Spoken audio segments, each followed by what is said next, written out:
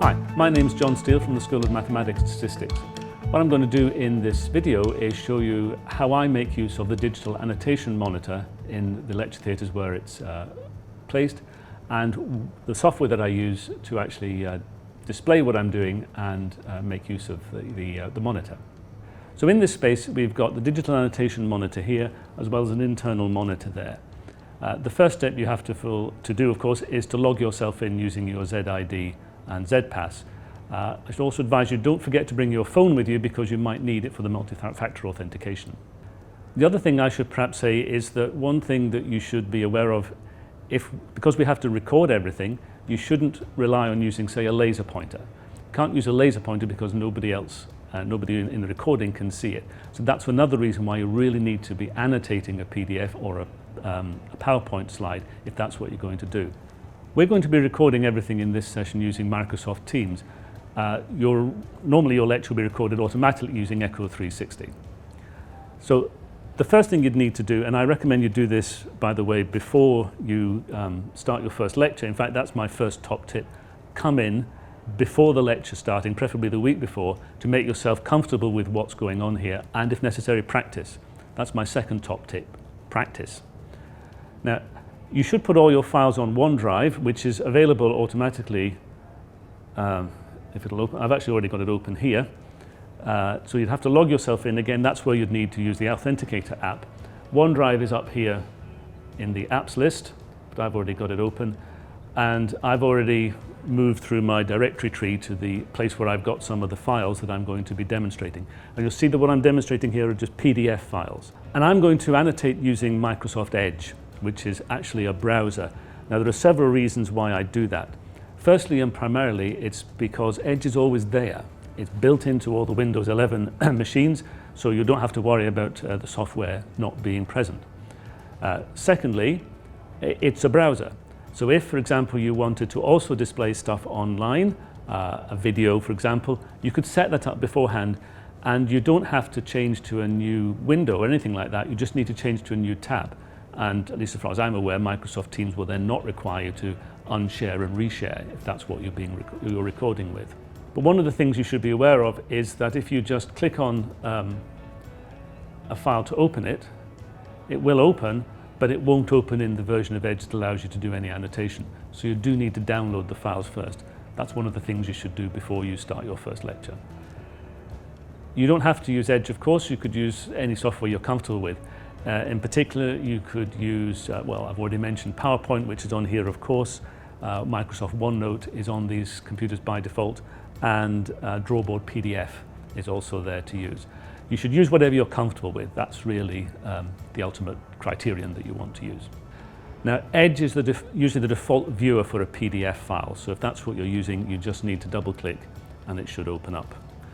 Now, having opened Edge, we come actually to what is, I think, the first of the issues that I have with it. In fact, you can possibly see I've not gone to full screen. Edge does have a full screen option, of course, but unfortunately you can't annotate the full screen in the current version of Edge, which is a little awkward.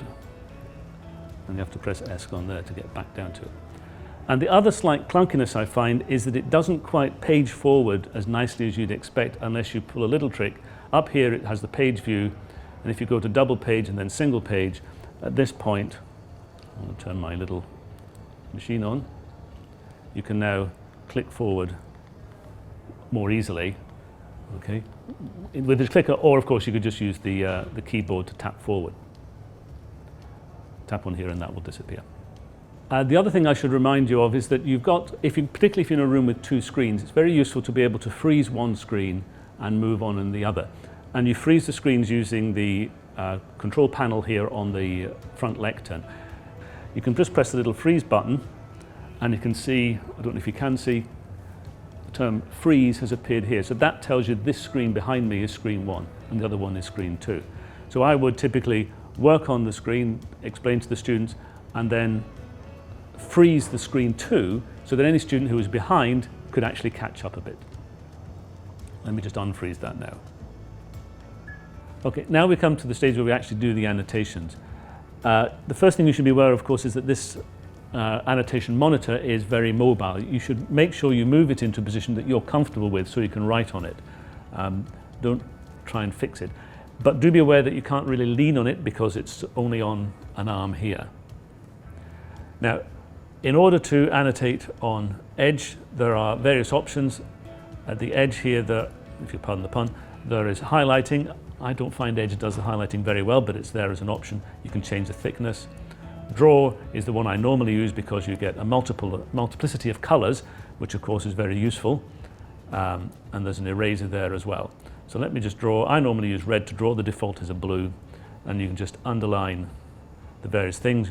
The basic point of a vector is something, whatever that something might be, that has both size and direction. So you can talk through what you've got to do. You can talk about various things. I tend to use colors, of course, in my slides as well to try and stress them, because I give the students copies of the slides. I should say on slides, by the way, another tip, keep the slides reasonably simple. You know, there's a lot you can do. I find it very irritating when people do a great deal to slides and have transitions and all the rest of it. That's up to you, of course. So let me at least show you what you do, and I'll do the first thing here. Well, maybe not the first thing, because the vector OA, if you know your mathematics, is just simply going to be 1, 2, 3. The vector AB, I'd say that's going to be coordinates for B, which one's B again, 2, 0, 1, minus 1, 2, 3. And assuming my arithmetic is up to it, that should be 1, minus 2, minus 2. When it comes to the end of the lecture, you've got a document that's been annotated. Now you might want to keep those annotations, in which case you could just save the document, or you might want to save it under a different name. There's a save, and there's a save as. Or you might want to just throw them all away. If you want to just throw them all away, just shut down the tab. Edge will prompt you, do you want to save? You just say no. So let me just collect together the tips, some of which I've mentioned before, some of which I haven't. The first and most important one of which is practice. Practice using this monitor, practice using the technology. My second tip, make sure you check the AV technology before you walk in front of a class. And that would include downloading your files, making sure you know how to access everything. Tip number 3, keep it simple. Not too simple, but keep it simple so that the files and what you're going to do is suitably robust. And my last tip is quite simply, don't panic. Things go wrong, your students are human, they'll understand, right? They're not judging you. If something goes wrong, just apologize and try and sort it all out. Now, as the university rolls out more of these digital annotation monitors, you might want to start thinking about how you would make use of it in your future courses. You can request it in the term planning process, take the appropriate box for a digital annotation monitor. Okay, thank you for watching. There are plenty of other resources available online to help you learn how to use digital annotation monitors.